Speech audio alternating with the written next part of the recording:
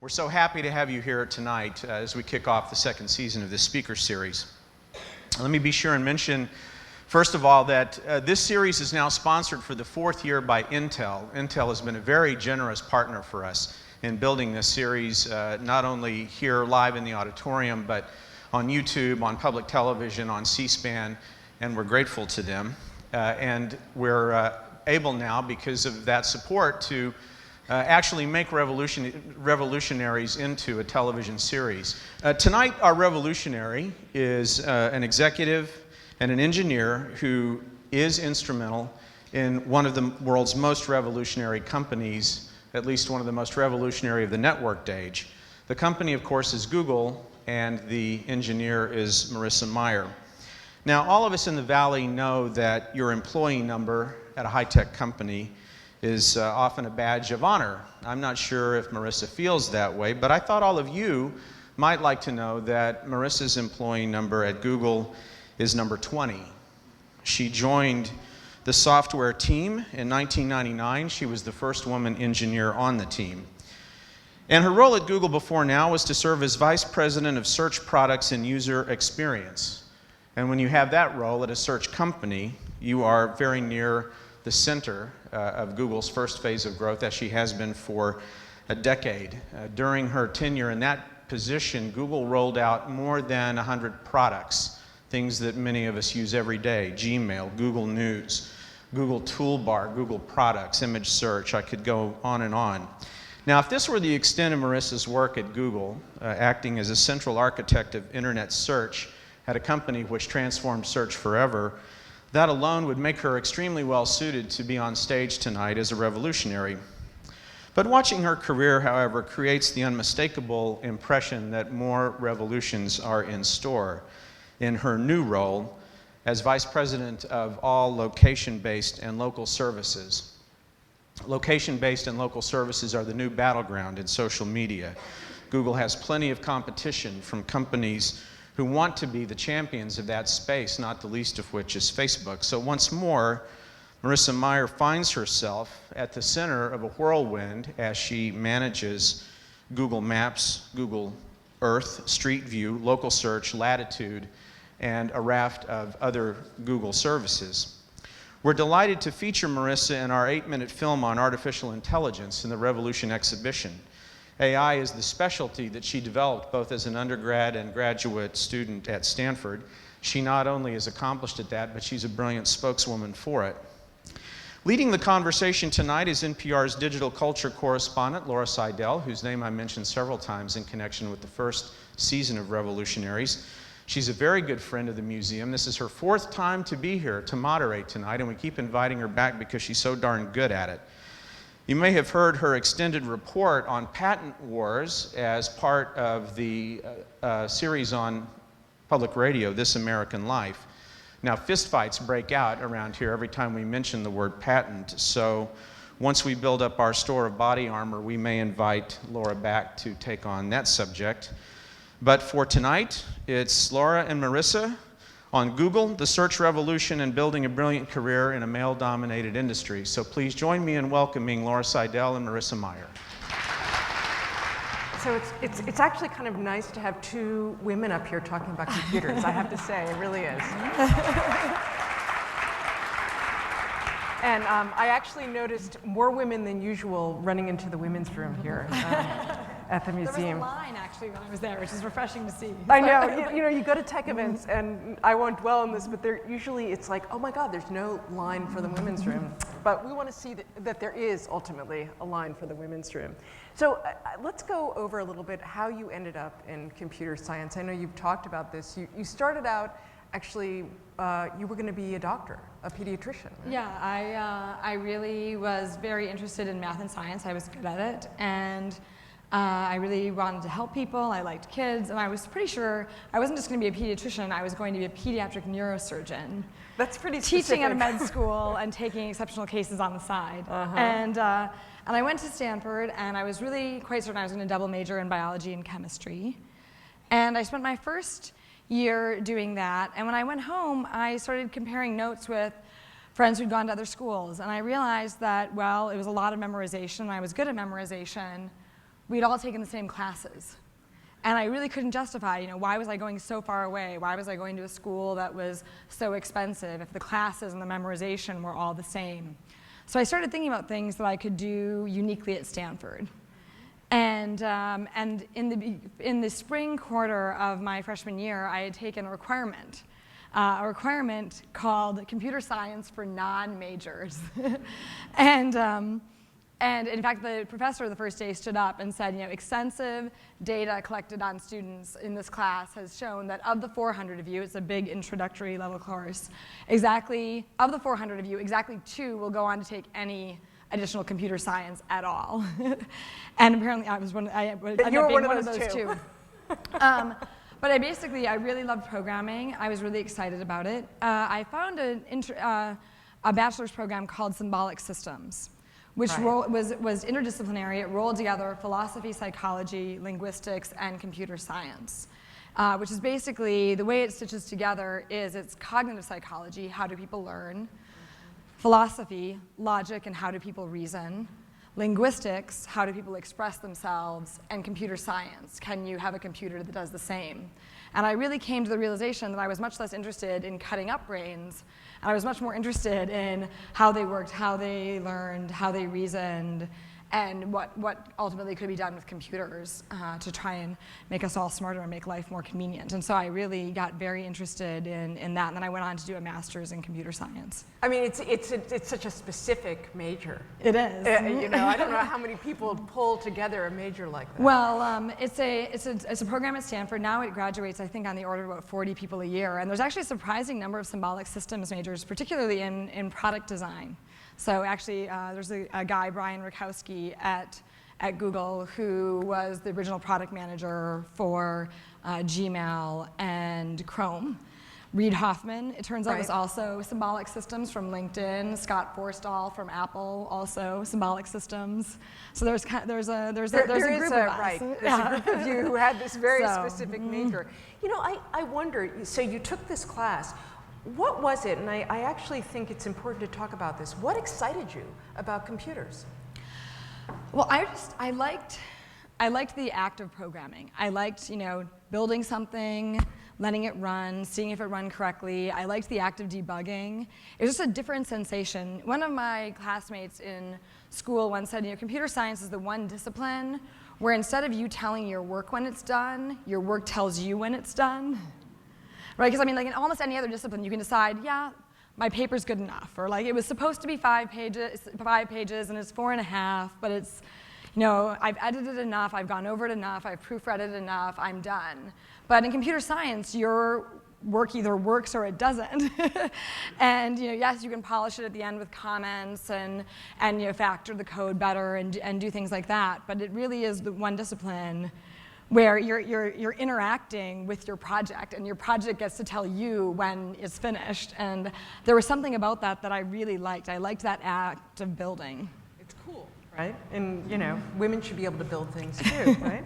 So one of the things I've been doing some research on, women in computing and in the tech industry, and a lot of times people say, well, they're not risk takers as much as men are, and so that's why we don't see them in startups. You actually you got out of school and you actually took a big risk because you were offered a job at McKinsey & Company, which is a very established firm that has, many, Fortune 500 executives have come out of there. But in the end, you went with a little startup. You took a risk, really. By making that choice. What were you thinking? Okay, this is risky, but I'm going to do it. I mean, what made you go there and not to McKinsey & Company? It's important to think in context because it was a very different time. It was 1999. It was the height of the first internet bubble, and so everyone had a startup. Everyone was looking for programmers. It was a very, very good time to have a master's in computer science and be graduating. And I didn't really know what I wanted to do. So I went and I interviewed with all kinds of different companies, big technology consulting companies, management consulting companies, software startups, big software companies. I interviewed for some teaching programs because I had taught a bit at Stanford, and so I interviewed for some of those, and ended up with 14 offers. And And so I just kind of kept collecting them, because I do think that I end up making good decisions when I've got a lot of options. And so I actually kind of overwhelmed myself with options.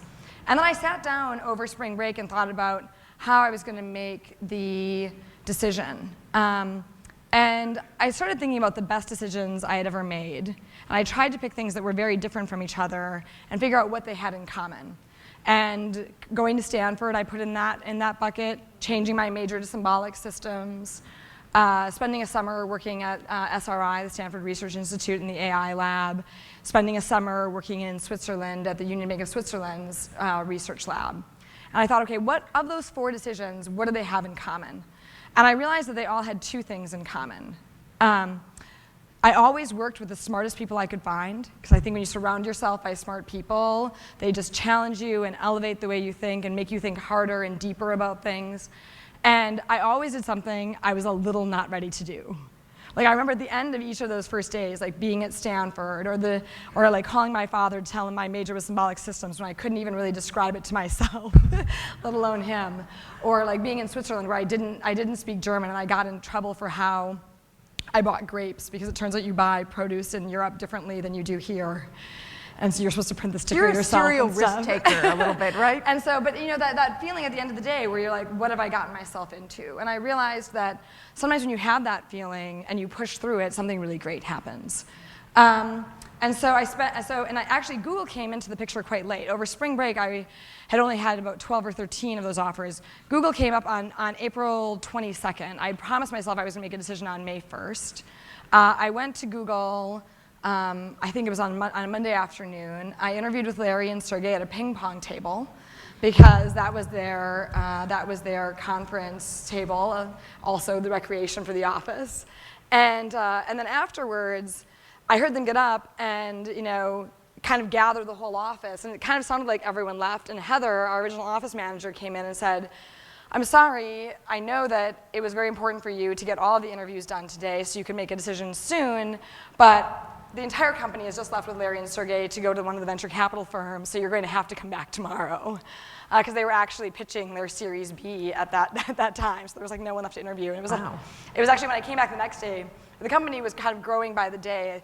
That first day, there were only 7 people. The next day, I sat down, and one of the people I sat down with was Amit Patel, who about halfway through the interview said to me, "I'm sorry, I don't really know what to ask you. I've only been working here for 2.5 hours." And so, I mean, literally, because, like, you know, the company was so small, you had to meet everyone. And, like, Amit was like, "I turned up this morning, and they said there's someone coming in to interview, so I'm interviewing you, but I don't really know what I'm interviewing you for, because I don't really know what I do yet either." What's amazing is you still took this job, so. But I looked at it, and it was, I mean, I do think, I remember one of the nights when I was making my decision, looking at the 2 business cards, because there was the McKinsey card, and it was like, you know, 100-pound cardstock. It was like really thick, and it didn't even have like the name of the company. It was like, you know, the name was in one lower corner for McKinsey, and the other person's name was in the lower right-hand corner, like nothing in the center of the card.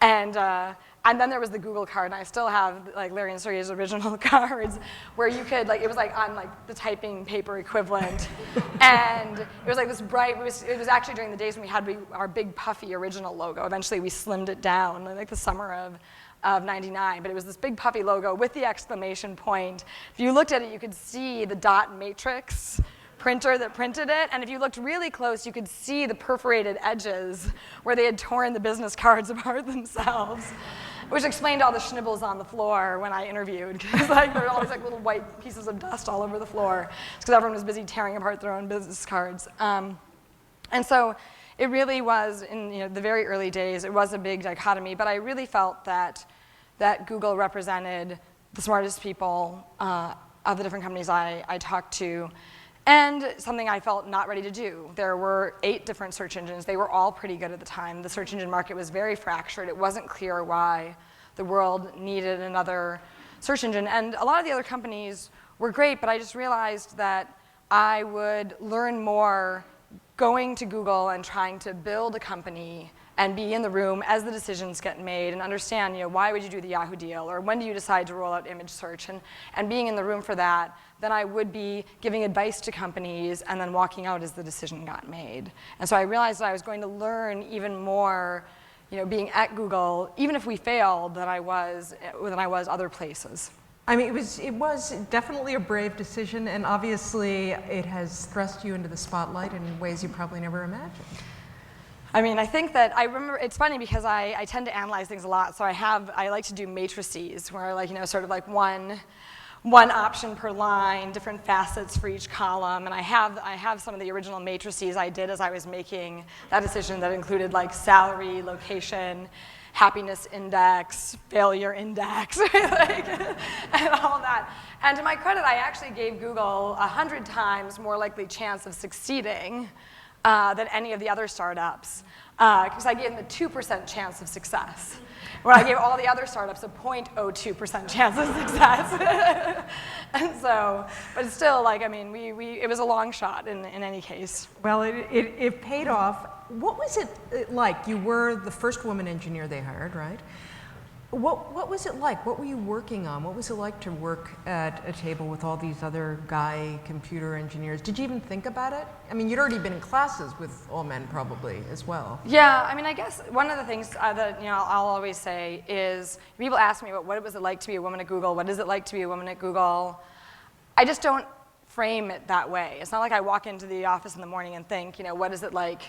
What will my experience today as a woman be like, right? What is my experience as a Googler like, and a geek? And being a geek at Google is great.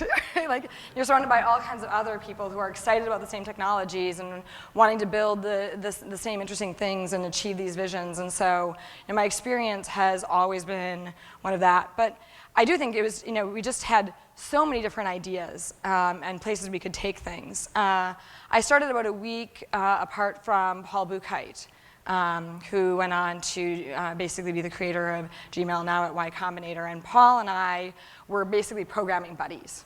So Larry and Sergey said, okay, we need one of you to build ads, and we need one of you to build product search so people can find things to buy online. And they were like, and then we need you to review the other one's code. And so Paul took product search, and I took ads, and we started programming and doing design reviews and things for each other. And so I was trying to figure out how to match ads to the searches, and Paul was working on how to actually find things that were for sale in the middle of our index. And so it was a very, very fun time. Interestingly, our first task, however, was not product search or ads. Our first task, which is actually great because in some of the pictures you can see it, our first task was to hang the vinyl banner that said Google in front of the office. Which I'm embarrassed to say, it took us, being engineers and being somewhat perfectionistic, it took us a better part of an afternoon to find, we were on the second floor, so we had to get the banner up high, and we were above this frozen yogurt shop on University Avenue in Palo Alto, sort of near the bike shop there. And there were these two balconies, and we needed to get the sign hanging and centered between the two. And so you really we were you wanted to this make all sure throughout the it day. was... But some of our early pictures of that office, you can see that banner that Paul and I hung the first day. And it was ironic, but this past year, literally almost to the day of my 12th anniversary of the company, I was in Shanghai, and I ran into a Chinese venture capitalist, and he said, how long have you been at Google? And I said, I've been there 12 years. And he's like, I feel like I found out about Google about 12 years ago. He was like, I was sitting eating lunch on University Avenue, and there were these two kids trying to hang this sign. And I was like, that was me. That was my first job. It is almost 12 days. It's almost 12 years to the day. It was just such a small world to run into this guy, but it was really funny to hear him recount Paul and my very uncoordinated adventure hanging incredible. The sign. I mean, that sort of makes you think there's some strange mystic thing going on in the universe, even if you're a computer scientist. Or that the tech world is very small, I and think you're it very likely to run probably is. into people like that. So I think it probably is.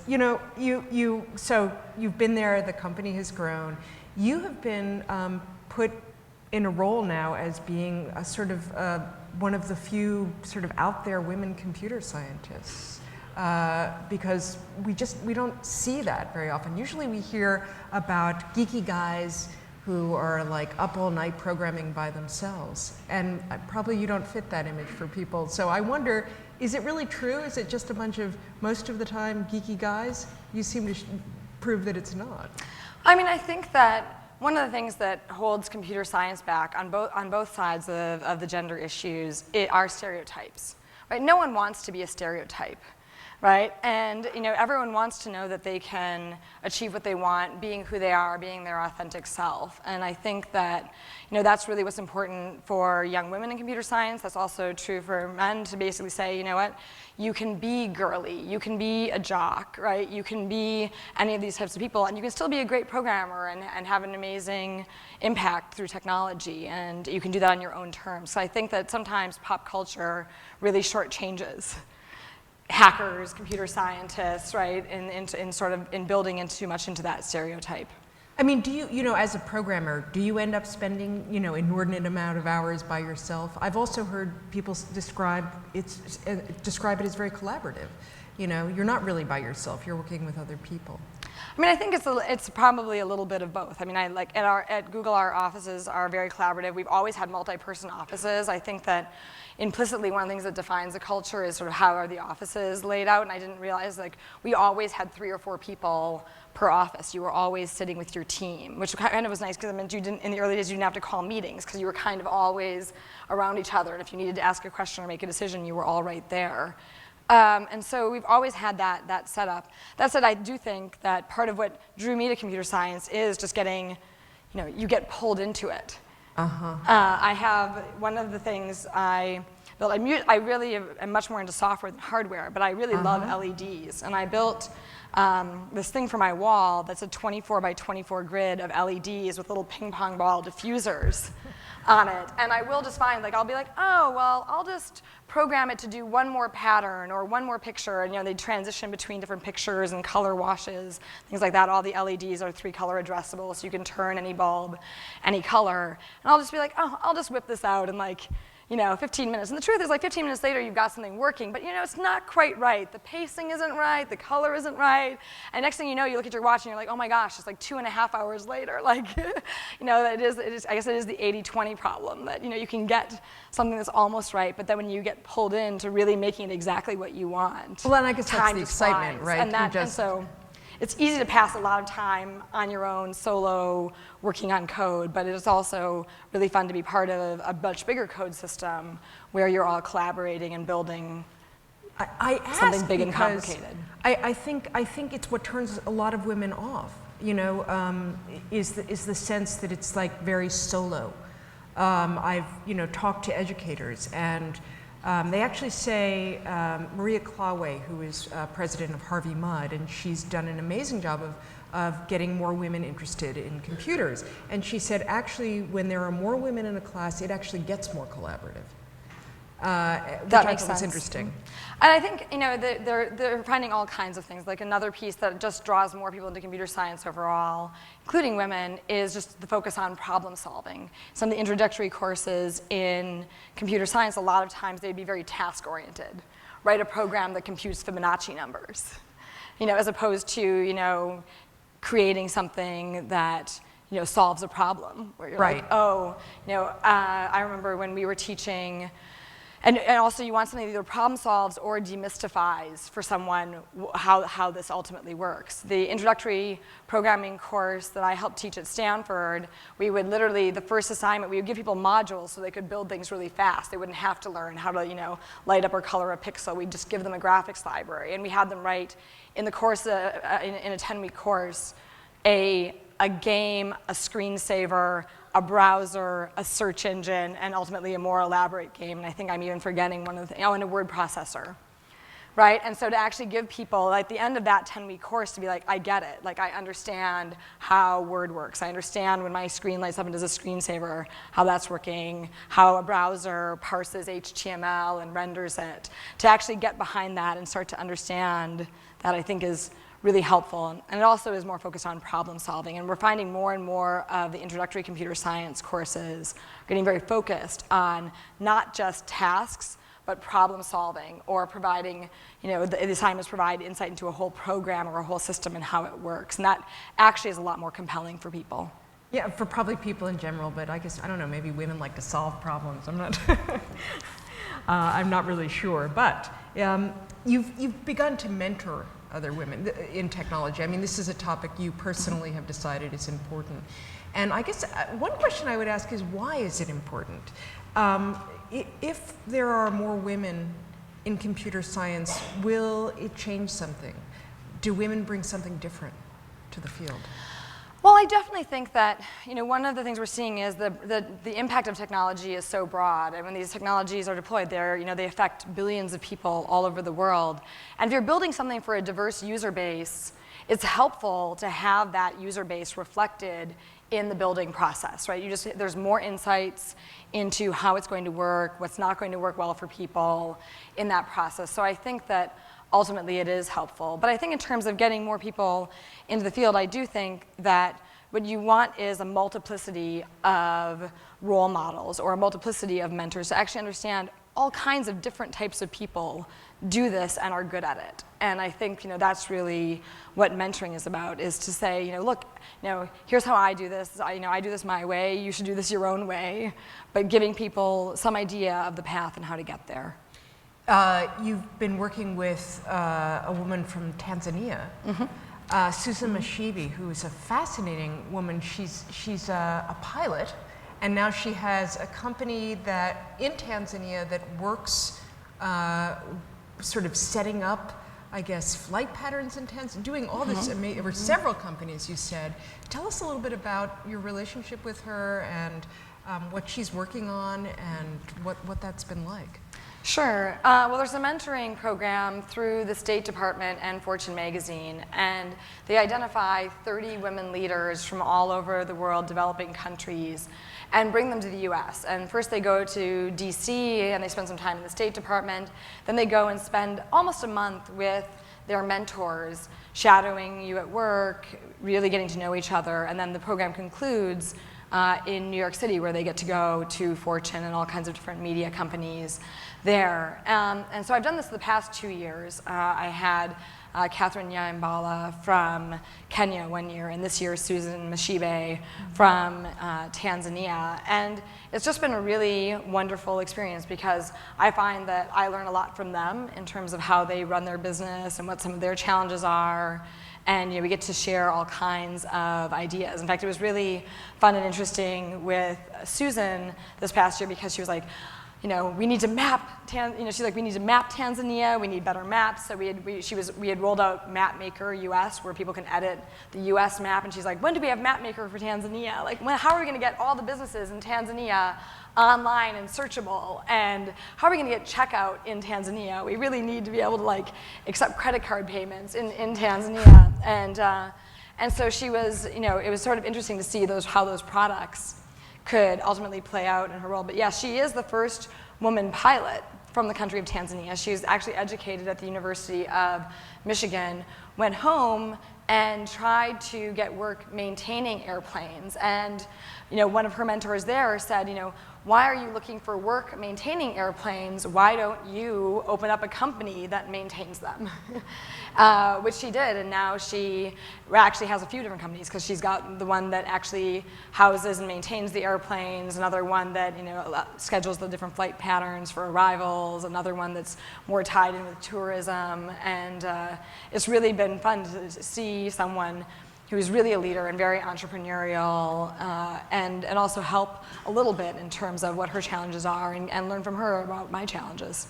Now, she's not a computer scientist, though she is an engineer. And so I guess meeting somebody like you from a huge company like Google, it must be wonderful for her. Do you also work with younger women who are interested in computer science? I do. One of the programs I've run for almost the past 10 years at Google is the Associate Product Manager program, which is where we take new graduates in bachelor's and master's programs and put them through a 2-year program where they learn how to be a product manager at Google. And we take people who have backgrounds in computer science and bring them right into the discipline of product management. And in the early days, I started it because basically we needed to hire product managers faster, and I had a bet with my boss. My boss was busy trying to hire product managers from industry. And a lot of product managers were either too sales focused, too marketing focused. Google's always been a very technical company where what was technically possible and what the engineers wanted to build drives a lot of the decisions around products. And we were hiring, you want to ultimately scale product management linearly with engineering. So if you have one product manager for every 10 engineers, that means you have to hire one product manager for every 10 engineers. And when we started having a product management group, our head of product management, Jonathan, who was my boss at the time, was hiring about one product manager every 2 months, where Wayne Rosing, our head of engineering, was hiring 8 engineers every week. And so I was like, we're scaling at like a 64-to-1 ratio. And so I said, I bet that I can grow new product managers faster than you can hire experienced ones. And Jonathan said, well, how are you going to do it? And I said, well, I'm going to find graduates from computer science programs that really understand not just technology, but the applications of it. And we're going to throw them in over their heads and give them a lot of responsibility, which is kind of what there was another fellow who started right out of school just when I did, Salar Kamangar, and I started. He was 23, I was 24, and we just kind of got thrown in over our heads, and Larry and Sergey just yelled at us until we became the people they needed us to become. I was like, we're going to do that with hopefully less yelling for the associate product managers, because it took a lot of yelling for us. But it ultimately has been a great way to find all kinds of young people who are just starting off their careers to mentor both men and women. And to date, we've hired almost 300 people into the program. So each year, it's about 30 or 40 people coming in. And there's just a lot of really inspiring, great people who've got, some of our associate product managers, Brian Rakowski, who I mentioned earlier, was the very first hire, did Gmail and Chrome.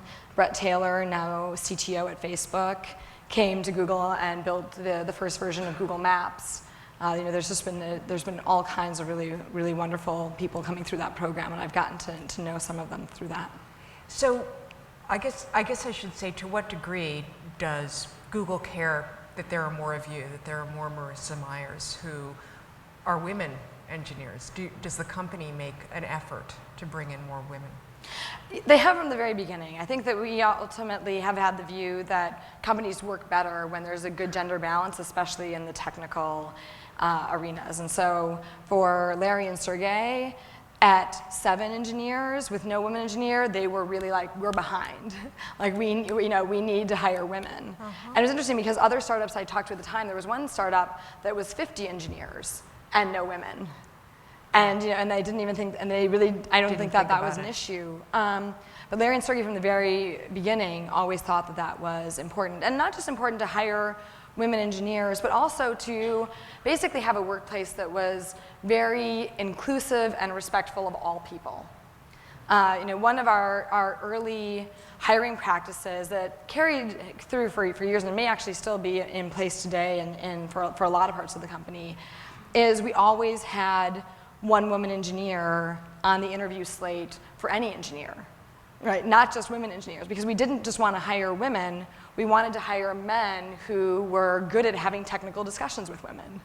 So we were watching for people who talked over a woman or was dismissive of their opinion. Well, you actually didn't hire somebody. You told me you didn't hire somebody because you sensed, you don't have to say who, but you sensed, there was a sense that this person had some issues. The way this came to be was, it was back in the remember we would actually handwrite our interview feedback. Now you'd never do that. But at the time, there was sort of this little this couch outside my office where I would go and write up interview feedback in the early days. And we were growing so quickly that it wasn't unusual to do at least 1 or 2 interviews a day. So each night I would sit there for about half an hour or so and write up my thoughts on the interview candidates. And there was one night, you're not supposed to talk with other people about who you interviewed, lest you taint each other, et cetera. And so I was sitting there, and I was sitting there for the longest time because I just couldn't figure out how to write up this interview.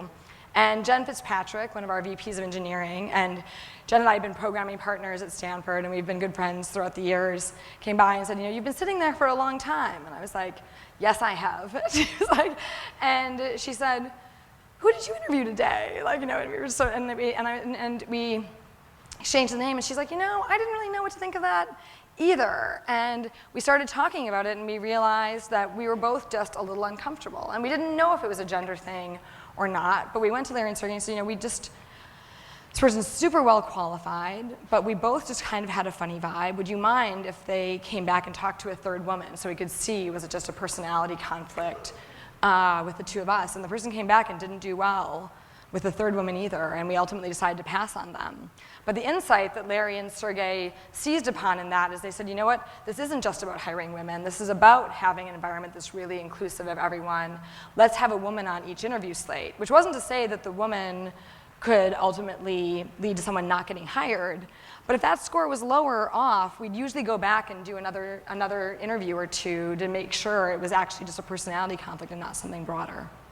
Why, I guess I would ask, why did they think it was important to have a diverse workforce? Do you think that having different kinds of people at the table gives you a better product in the end? So if you have women or African Americans, whatever the diversity is, does it give you a better product? Oh, I absolutely think it gives you a better product. I think it's hard for me to say exactly what Larry and Sergey were thinking, but for both of them, they'd always wanted to start a company.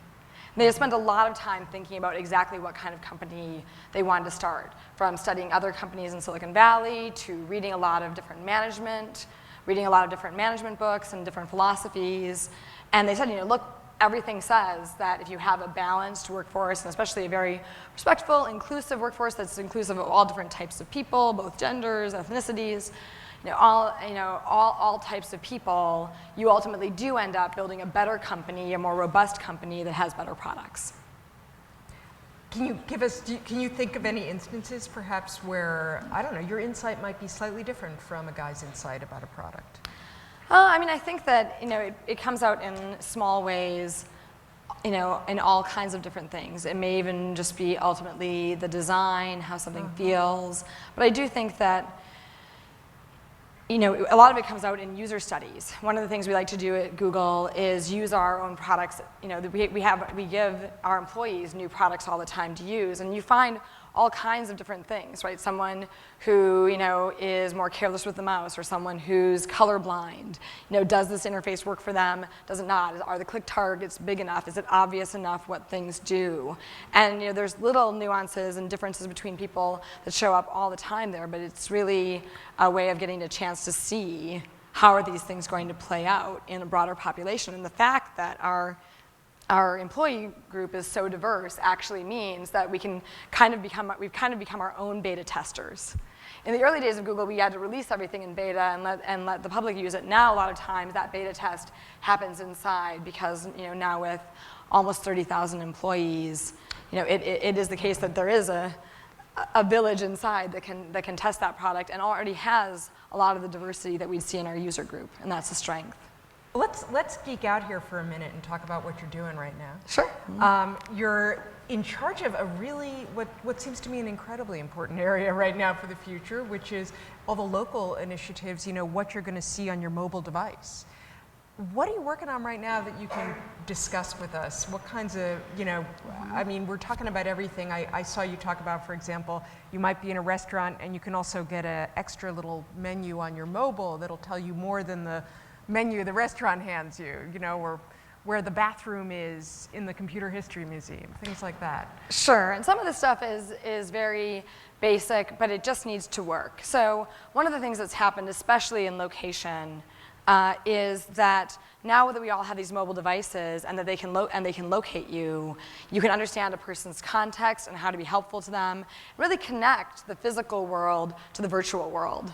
You know where the person is in the physical world, and you know what on the web is relevant to that place, what menu is relevant, what information is relevant, what historical facts are relevant.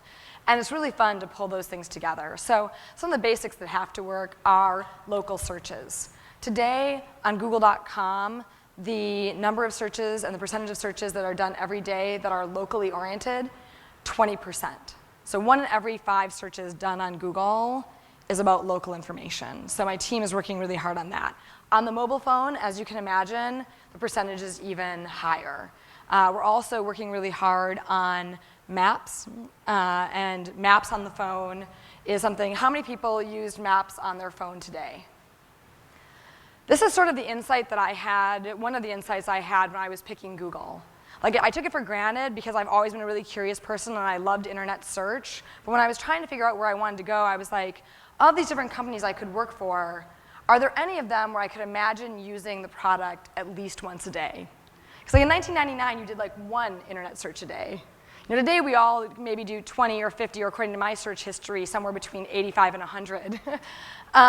But if you know, it starts with once a day. And when I realized after working on search for 10 years, search and related things, all of a sudden I realized I couldn't remember the last day when I hadn't used maps on my phone at least once.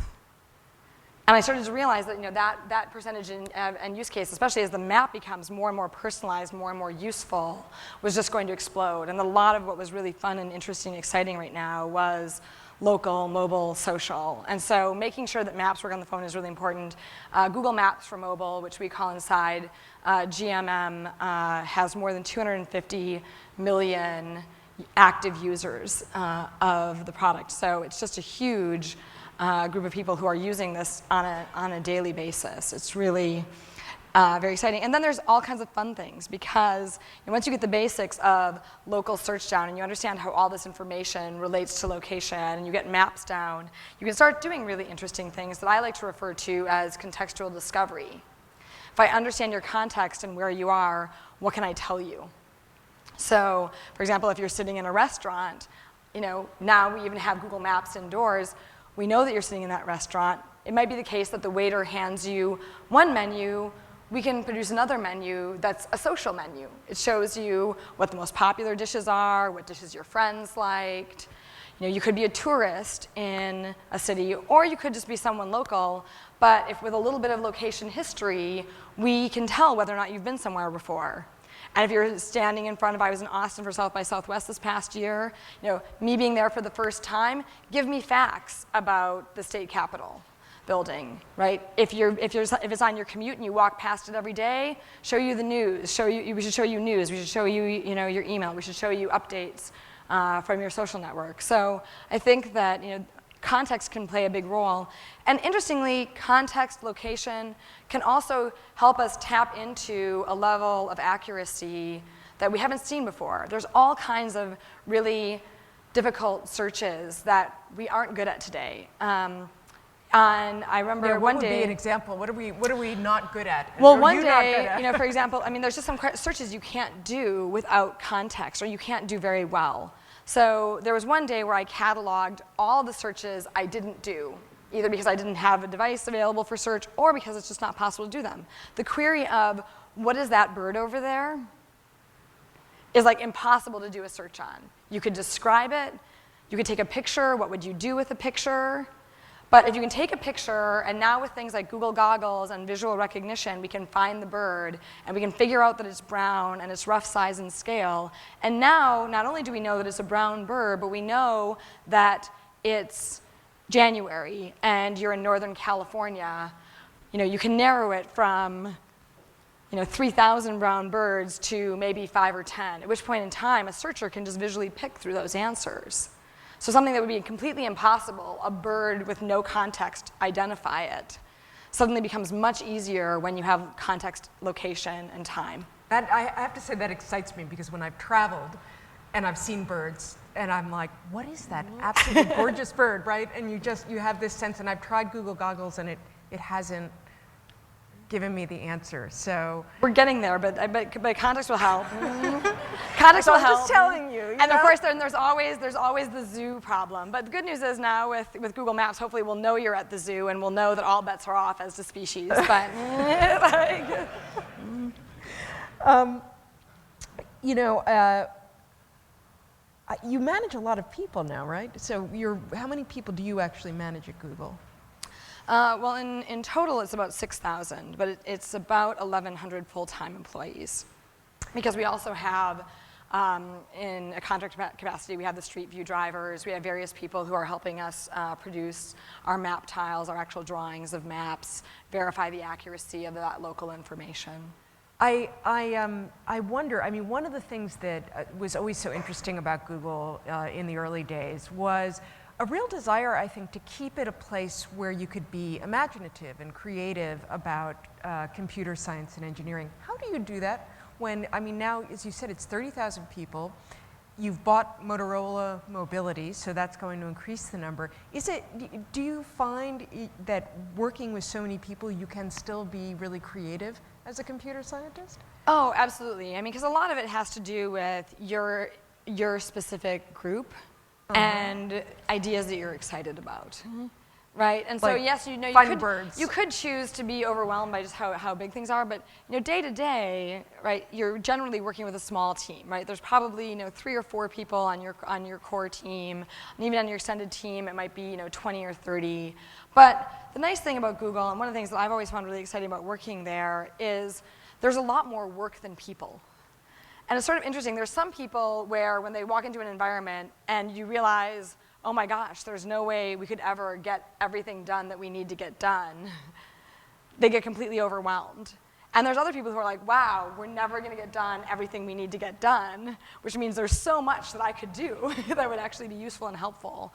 And Google is very much still in that space. There's a lot of interesting things we want to do. I mean, like, what we can do with location, what we can do with context, how we can help people get places more efficiently. Last year we introduced a feature called route around traffic.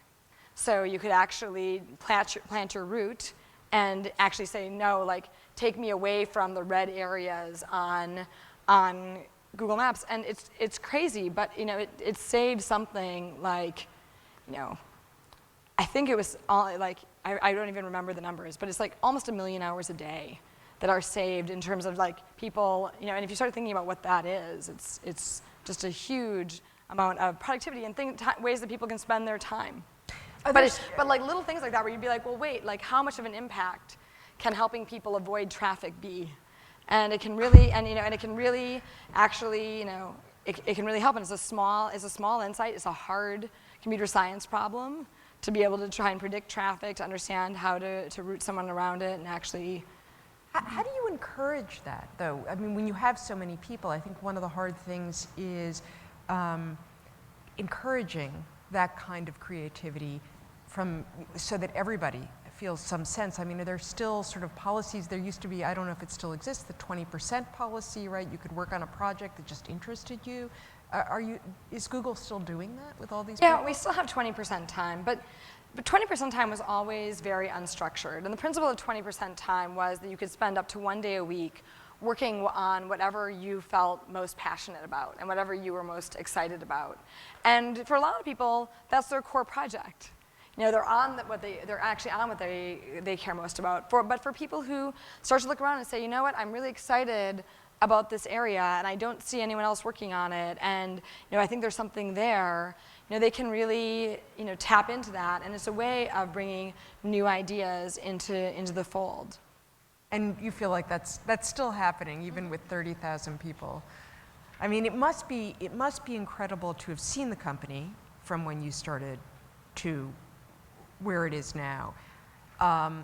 One question I have, this is sort of, as John mentioned in the introduction, the issue of patents is something I've been interested in, and there's all this stuff whirling around out there in terms of lawsuits and all of that. And one of the things that I heard from a lot of people in the Valley, particularly inventors, computer scientists, was that the way the patent system was working was actually stifling innovation. And I wonder to what degree inside Google or people feel like there's so many patents out there for so many things, it's actually stifling the creativity that I have and that we have as software engineers and computer scientists. Well, the good news is that we're computer scientists, not lawyers. Yes. And so, I mean, like, our approach to patents has been when someone feels they have a key insight or an advance that is unique, write up a provisional patent, and which is literally just a paragraph of this is what I'm doing.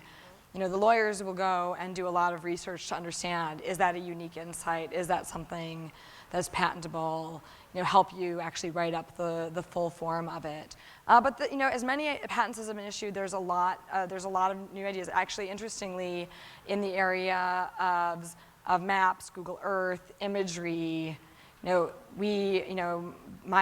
team has filed a lot of patents just because so much of this hasn't been available before, hasn't been done before, and it's just a really rich area. We're still very early in computer science, and I think that's one of the reasons why it's exciting, right? I sort of feel like computer science right now is, what I imagine, physics in 1600s was, or biology in the 1800s was, and you're far away from quantum physics. You're far away from even the microscope, right? And in some of the key insights there. And we're having big breakthroughs and big ideas, every day, and you can feel it, and really big ideas every year or so that change everything. When you look at what's happening with mobile technology and how fast it's changed. But even, I remember this just watershed moment. We launched Google Maps in 2005, and about a month after we launched it, first we launched it was drag and drop maps. About a month later, we brought out satellite imagery. And it turned out the satellite imagery had always been there. And because it's owned by the Geological Service, it's actually, it belongs to the taxpayers, but there was just never a good way to visualize it. So most people who had seen satellite imagery had seen it on the evening news. You'd see some, famous site, and, they would have this overhead shot.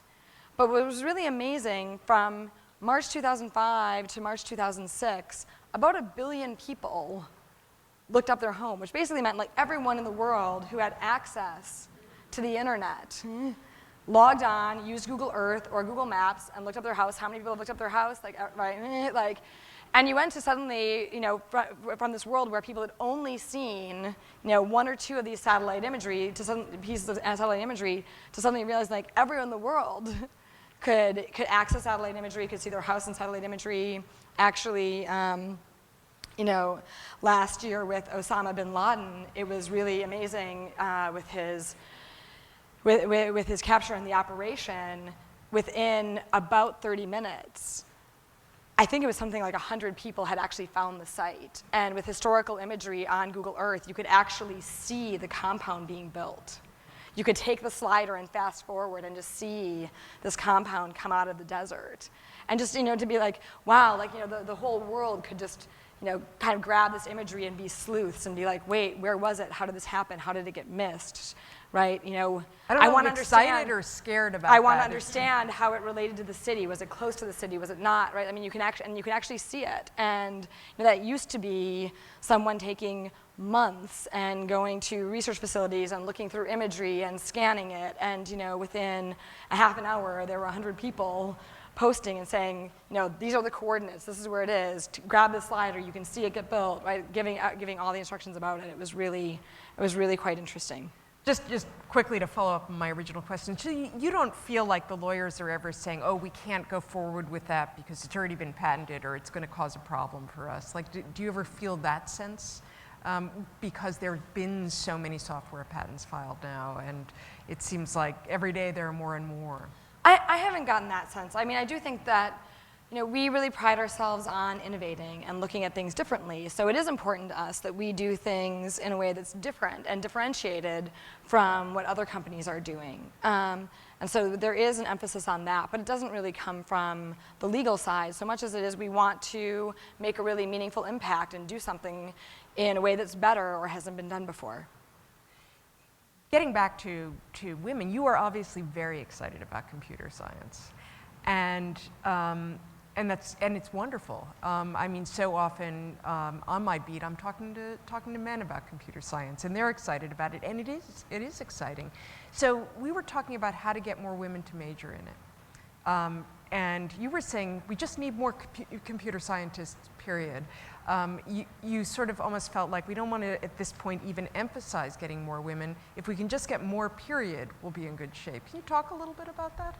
Sure. I mean, I think that overall we're not producing enough computer scientists. When you start to look at where technology is going, how many people we need to be capable of programming or be capable of understanding it, we're just not producing nearly enough computer scientists. And also, one of my longtime mentors has been Professor Eric Roberts at Stanford, who is really very interested in computer science education. And Eric shared some stats with me, basically go like this. About 200,000 students a year take the advanced placement calculus test. Right? So it means they've taken college-level math in high school for credit. Only 14,000 students take the advanced placement computer science test. So if you imagine that most people who are good at math and capable of taking college-level math in high school should also be capable of taking college-level computer science, right now we're running at about 7%. Right, about 7% of people who think they're good at math and like try and take that AP test in math take it in computer science. An outside study done of Google engineers indicates that 98% of them were exposed to computer science in high school. Which basically means when you leave high school and you haven't had computer science, you have a 2% chance of working at Google. And I just think that there's all kinds of things that need to change in terms of those statistics. There's stereotypes and stigmas that need to be removed from computer science so more people try it early. There needs to be more focus on the solving side of it so people understand the applications of it. There's got to be more people capable of teaching computer science at that introductory level in high schools. A lot of times it's actually in the business department as opposed to being a department in and of itself or being in with the math department. And so I think that those are all things that ultimately will need to change. And I think that now a lot of people will focus on, well, what's the percentage of women relative to the overall piece. And I think that's the wrong question to ask. Right? Like we need to take that pie of 14,000 and make it a pie of 200,000. Right? And in doing that, there absolutely will be more, on an absolute basis, there will be more women computer scientists.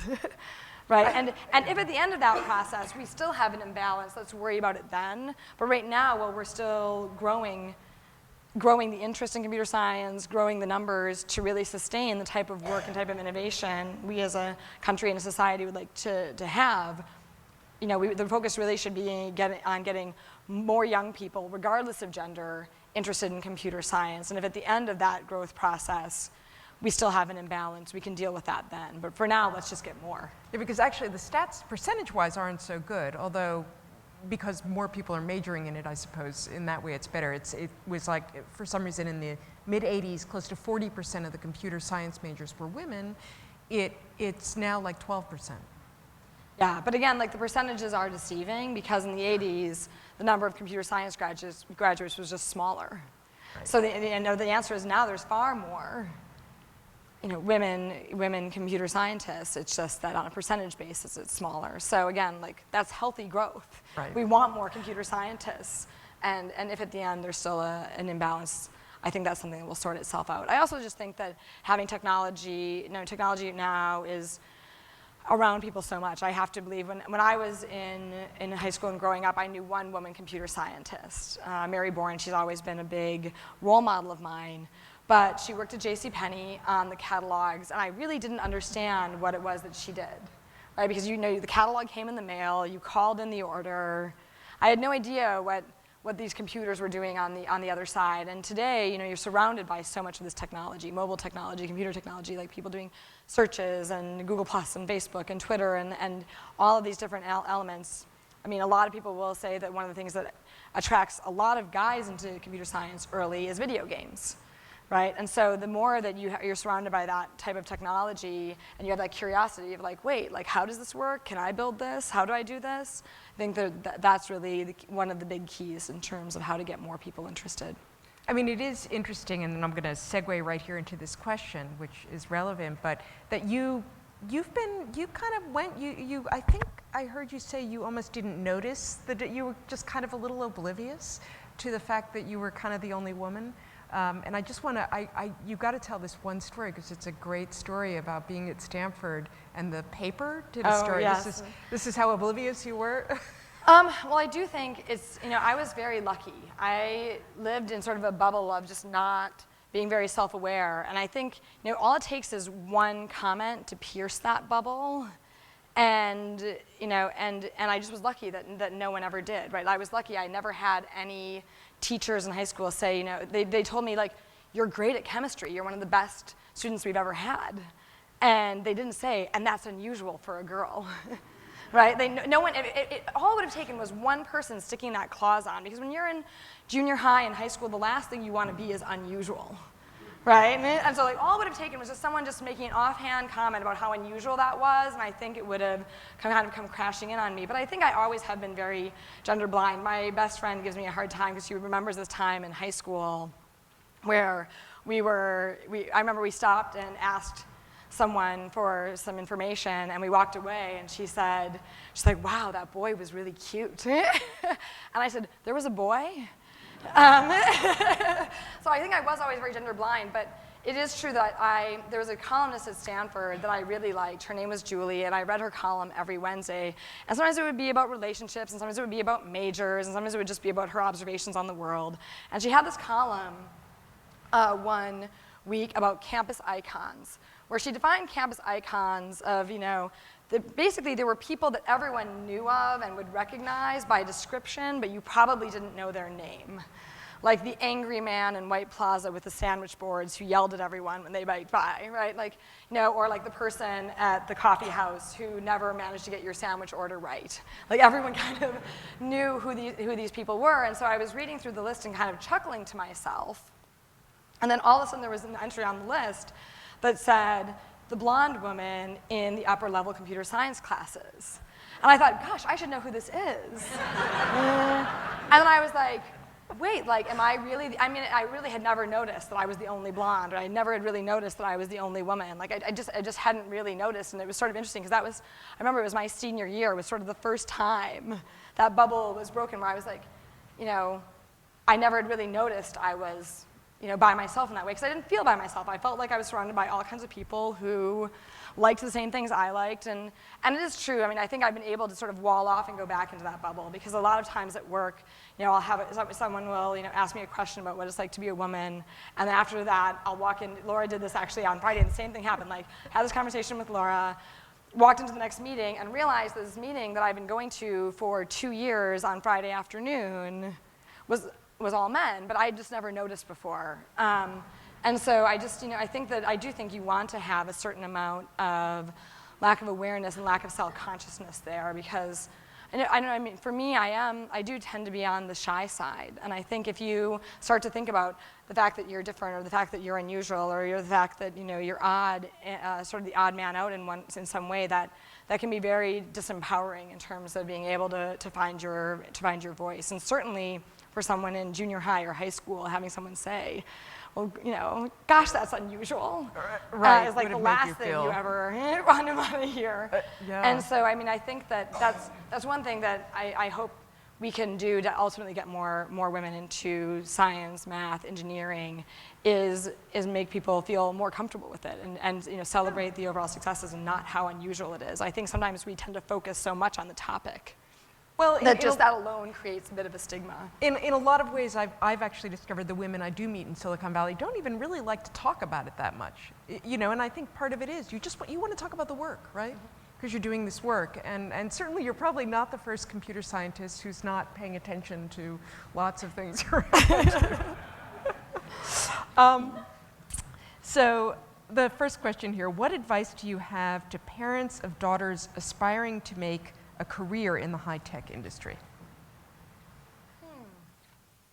I think that some of my advice is what I just talked about. I think it is important to make sure that they feel really capable. As I said, I was lucky. I had lots of people who encouraged me. I had lots of people who were telling me, you're really good at this. And Eric Roberts, one of the reasons he became one of my mentors was because he had a programming contest in class, and the winning prize was actually an A+ on the final, which you didn't have to take, which of course got everyone very, very excited about the programming contest. And interestingly, I didn't win, but I actually got something better. I was a runner-up, which meant I actually had to take the final, so I had to study for it and be ready for it.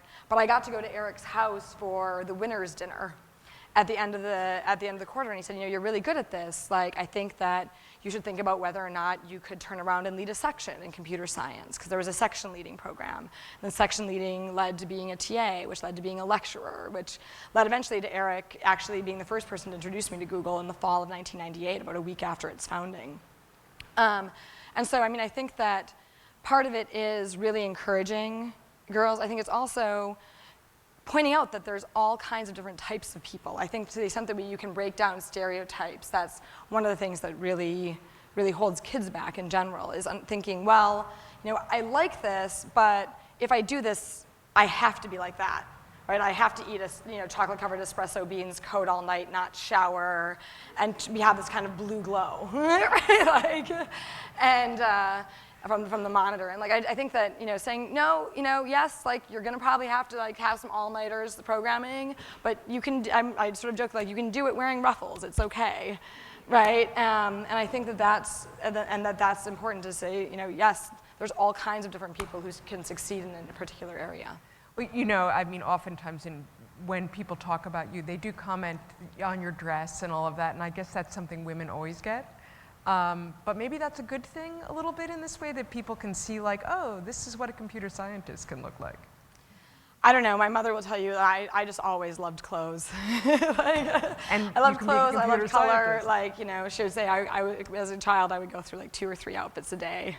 I just liked clothes, I liked trying them all on. Like, I'm sure I drove her a little bit crazy, but I do think that just, you know, being true to who you are and not feeling the need to conform is something that is important. I remember during one of my chemistry courses, I had some lab partners that were just not really sure that I should be taken seriously. And I remember someone telling me, well, you know, don't wash your hair for a few days and put on a pair of glasses. Just get some of those glasses that don't actually have corrective lenses and start showing up like, and I just thought, no, I'm just not going to do that. Like, I'm not going to, like, you know, do that. Like, it's just not, it's not who I am. I'm going to show up and I'm going to do a good job in lab every day, and I'm going to win the respect of these guys because I'm actually good at lab work, not because I went a little grunge and that's not me. Well, good. All right. So here's another question here. What can I do as an educator at the K through 12 level to grow interest and exposure of students to technology? Having students see career possibilities within technology, what can I do? I think that seeing different career opportunities is something that's really important. There's so many different types of people that we need at Google. I remember earlier this year, I talked to some people who were in humanities PhDs from Stanford, and they said, you know, what can we do at Google? And you know, Google will, in 2011, hired almost 6,000 people, right? And so yes, we need a lot of computer scientists, but we need all kinds of people. We need technical writers, we need product designers, we need operational people, we need all kinds of different people, and understanding how those very complicated systems get built and where technology is going and how you can be a part of it, I think is something that's important. And being able to you know, they often say if you can't see it, you can't be it, and I think that's true. Yeah, I think that makes sense. So, you know, it's good to see many different kinds of possibilities of geeks. I mean, I know I also met the director of engineering at Facebook is a woman, Jocelyn Goldfein, you know, and she's more dressed down than you know, but that's cool too, right? You know, so Jocelyn and I were actually classmates at Stanford. Oh, so really? That's so funny, yeah. Mm-hmm. Well, that's good. So and section leaders together too. So she was also one of Eric Roberts' mentees. So let's see, we have, so you mentioned, well, this will be a little reminiscing here. You mentioned that in 1999 there were already 8 search engines. To help us reminisce, what were they, and how many of them exist today? Oh, let's see. Alta Vista, Lycos, InfoSeek, Dogpile, Ask Jeeves, GoTo, which eventually became Overture. Oh, Yahoo. Yeah. That's embarrassing.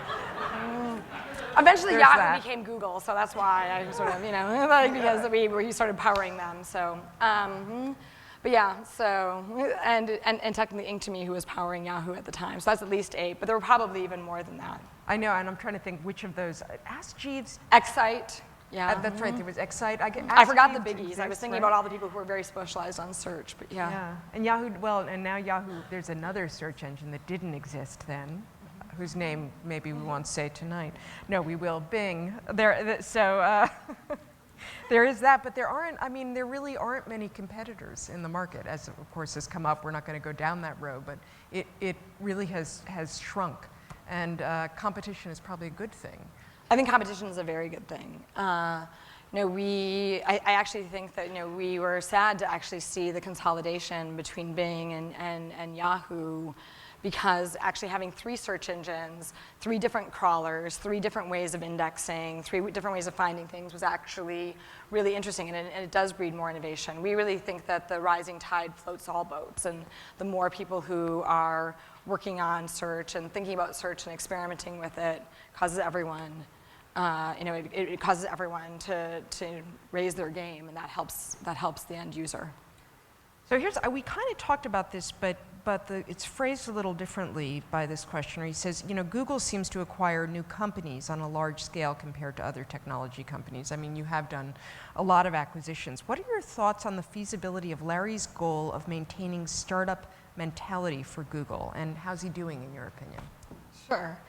We do a lot of acquisitions. Last year we did almost an acquisition a week. I think that we did about 50 acquisitions last year. But that said, I think really have it down to a good system of integrating people into the company, and a lot of them are small companies where we're doing a talent acquisition for a particular type of engineer or a particular type of expertise.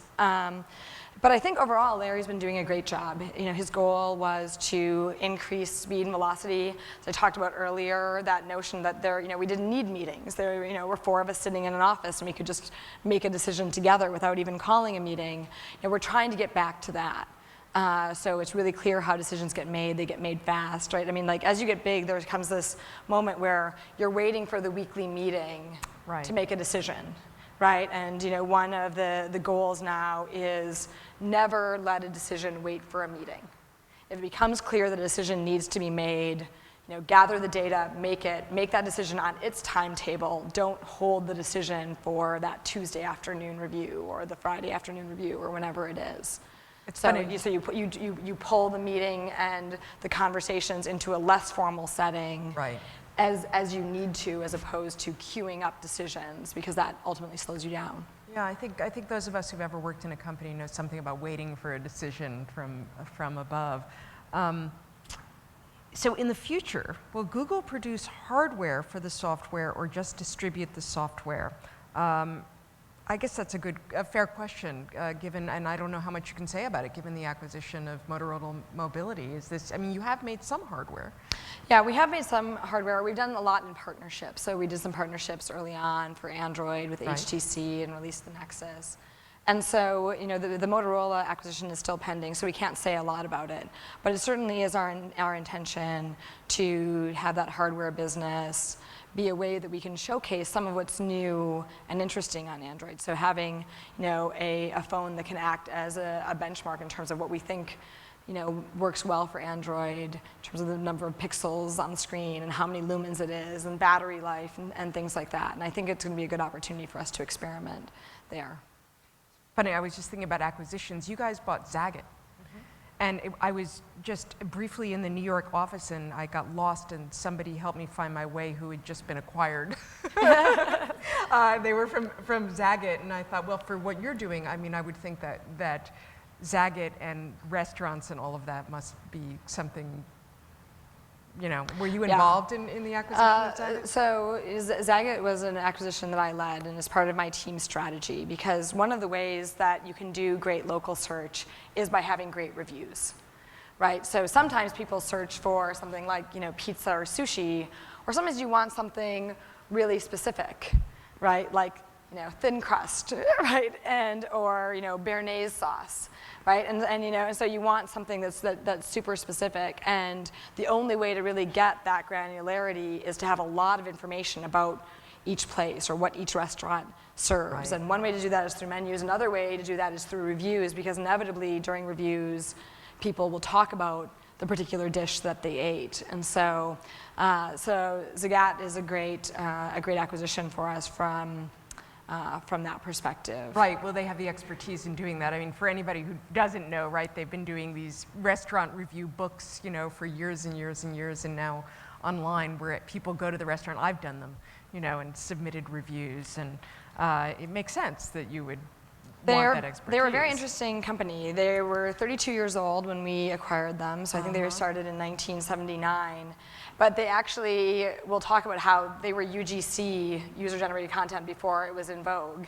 And they were mobile before that was in vogue, right? I mean, they started off by just mailing these surveys as a hobby out to their friends. They were kind of foodies. They didn't like the critic at one of the main newspapers at the time. They felt like he often sort of missed the mark on his reviews. Right. So they started sending out these paper questionnaires, getting them back, and compiling all the data. And actually on the wall of their then office now, we've moved them down to the Google office, where they have a whole floor that's all done in burgundy and gray, in the Zagat colors. And so they've got one of their original surveys framed and on the wall, and it was literally just a piece of Xeroxed paper that showed the general ratings for things. And after 3 years running that way, people kept asking for more copies of them. So every person who submitted a survey got a copy of the results, but then people would call them and say, you know, can you send me 10 more copies? You know, I want to throw them in a letter, I want to distribute them in my office. And after doing that for about 3 years, they started realizing their hobby was becoming really expensive with all the copying fees and all the postage, and so they decided they should start a company. But they really were doing UGC early, and the other reason they picked, you know, they've always had that long, skinny book format, but the idea was you could just throw it in your purse, or it could even fit in a suit pocket. And so they were like, you know, people need this information when they're on the go. And so the nice thing for us is now collecting those UGC surveys is much easier because of online and because of mobile. And their reviews, those nice, you know, 2, 3, 4 sentences, is a great thing to have to show on a mobile phone. So we're really looking forward to integrating their content both on Google Maps, on search, on the phone, so you can really actually get, instead of, you know, scrolling through hundreds of reviews, the hundreds of reviews will be there if you want to go through them, but there's also that fast snapshot that tells you what's really going on with the place. Well, I've never gone to a city without a Zagat, or Zagat, as they say. Yeah, so I go back and forth. The people, they pronounce their last name Zagat. Zagat, okay. And so I call them the Zagats, but sometimes I call the guide Zagats. Yeah, I know. Because that's what it looks like. You know, when I'll be like, wow, I'm really excited about our acquisition of Zagat, people will be like, what? And I'd be like, Zagat. They'd be like, oh, that's great. Right, yeah. No, you'd be good to them. I love Zagat. I don't have to say it right. Apple and Facebook are innovative companies generating market worth maybe 2 times Google. How does Google measure its innovativeness? Is Google doing the best it can? Well, I guess you would say, yes, you're doing the best you can, or maybe you're not. I don't know. What do you think? I mean, I think that we're very proud of a lot of the innovation that we've come up with over the years, and even recently. You know, just yesterday we launched Search Plus Your World, thinking about how to take search, make it more personal, start to pull in some of the social content and recommendations from around the web. You know, Android I think is very innovative, Chrome is very innovative. Maps is just, you know, we're just getting started. You know, a few years ago, people were wowed by drag and drop maps in the browser, and when you think about how that's, you know, come until today, now we actually have what we call personalized smart maps. Like, you know, on your Android phone, we actually start to, you know, look for what you normally search for with your permission, and start to light up the map a different way. And draw, you know, we ultimately would love to get to a place where maps are so personalized that they're almost like phones.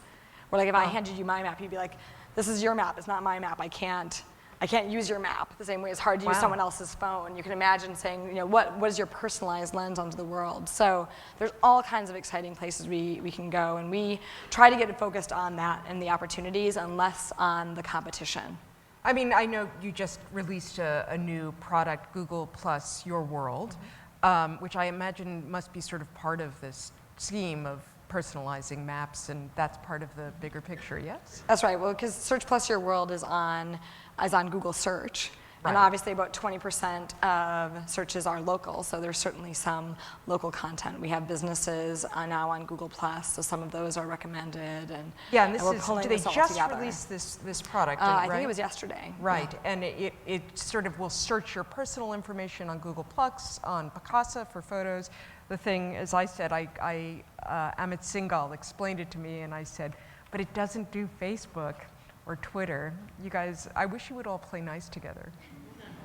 Well, we can't search what we can't have access know. to. So we're searching what we can at this point, and I do think it's nice because one of the things we've learned is that there are different axes of relevance. There's you typed in New Zealand, what are the most authoritative web pages in the world on New Zealand? But it's also nice to be able to see that, oh, your friend was there a month ago, and these are their posts, and this is where they stayed, and this is what they liked. And so, having some access to that social and personal element of search and what's relevant to you is really important in the context of doing great web search. This is actually, I think, a really important question. I think particularly for a lot of women who are trying to balance like family, career. I mean, you don't have children at this point, but being a VP in a company like Google, how do you balance work and your personal life? So my philosophy on this is simply stated, find your rhythm. And I think that people talk a lot about burnout. And in Silicon Valley, when people are coding all night, working 80, 100 hours a week, a lot of people also think that Google just happened. And Google didn't just happen. I mean, it was 100 hours a week, and it went on for years. I mean, for my first 5 years at Google, I pulled an all-nighter in the office at least once a week. So that's 250 all-nighters in the office, right? And so people, would actually talk to me a lot about burnout, are the people around you burning out? Would you burn out? And I was like, you know what? If you look at history, there's a lot of very successful people who've worked really, really hard for arbitrarily long periods of time. And one is you need to be passionate about it. But two, I just have a different philosophy around burnout than a lot of people do. I think that burnout happens because of resentment. It's that notion that, wow, I worked 100 hours last week, and I couldn't even have this thing that I really wanted. I couldn't have this time, or I couldn't have that. And for a lot of people, what they want is 8 hours of sleep a night, 3 meals a day, time with family at home, some of the classic balance things that come up. But for each person, it's different. So one of the things I've done as a manager is if I see someone who I think is working really hard and may not have everything quite in balance, though I'm not a big fan of the balance word, I'll say, tell me what your rhythm is. Tell me what it is that when you miss it or when you can't have it, you feel resentful towards your team, towards me, towards Google. Think about it. And I've gotten all kinds of interesting answers from that exercise, a couple of great examples. There was a guy, Nathan, on my team who was 1 year out of school, working really hard. I said, Nathan, what's your rhythm? Tell me what your rhythm is. And he came back and he said, Tuesday night dinner.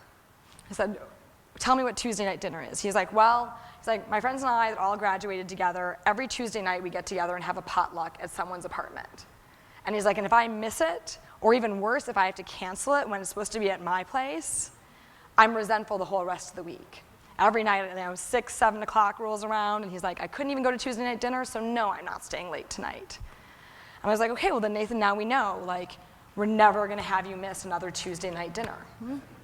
Right? So and I was like, now it's partially my job to make sure that you get out of here on Tuesday nights and that people don't ask you to just stay late just this one night this week, right? And I had a soccer mom with 3 kids, Katie, and she was working on Google Finance and her team was in Bangalore. And she kept doing video conference calls at 1 in the morning. And I was really worried about her. And she kept telling me, look, the 1 a.m. conference calls, they don't bother me. They really don't bother me. And I said, well, tell me what your rhythm is. And she came back and she said, it's my kids. She's like, if I miss the soccer game or I'm 5 minutes late for the recital and walking in the middle of their piece, she's like, the whole rest of the week, I'm doing these calls at 1 in the morning and I couldn't even be there on time. My child, or I couldn't even be there for the soccer game. And I said, okay, then Katie, now we know, we're never going to have you miss or be late for something for your kids again. And it was interesting to watch because we'd be in meetings, and it'd be like, I know Katie had that 4 o'clock game, and it'd be like 3:40, and she'd be getting up to go, and people would be like, oh, Katie, can't you just stay? Can't you just stay for 5 more minutes? We're almost done. Then we don't have to meet again tomorrow. And I'd be like, no, Katie's got to go. Right, because it was that kind of pull, and so you have to figure out what is it that you want that when you can't get it, you're resentful of it. Did you find that the work you got out of them was more focused? Oh, absolutely. And so, I mean, I know for me, and I do think it changes at different stages of people's lives. And for me, it's been travel, like just for sort of my own sanity and maybe for my team's sanity too. Every 4 months or so, I like to just walk out of the office for a week, go somewhere I haven't been. And I realize nothing horrible happens when I'm not there. Like my team knows, things keep running when I'm not there. And I just think that that's really refreshing. And I find if I start pushing it to 6 weeks or 6 months or 8 months, I'm like, wow, I'm working this hard, and I didn't even get to go and visit that place I really wanted to go visit. And I think that, really being honest with yourself about what is it that you really want. Yes, you can work arbitrarily hard, especially if you're working on something that you love. But is there something in there, like Tuesday night dinner, or never being late for the kids, or travel every few months, that if you don't have that, you're like, wow, why am I working this hard if I can't even have that thing? Well, speaking of time, I think we're about out of it. So thank you so much. Thank you very much for having me.